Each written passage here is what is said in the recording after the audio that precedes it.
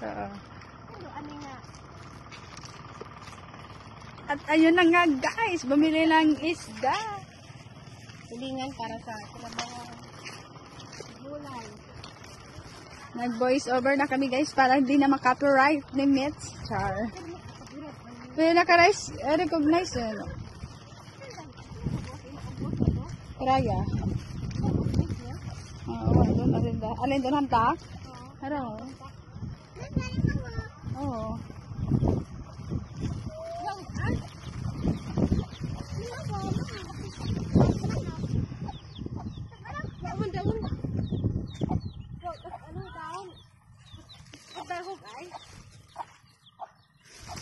Kuha sana kami ng dahon ng hamtak guys, kaso ubos na.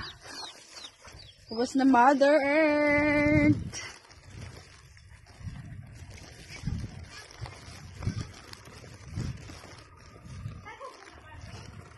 Ha? Maturo dahil.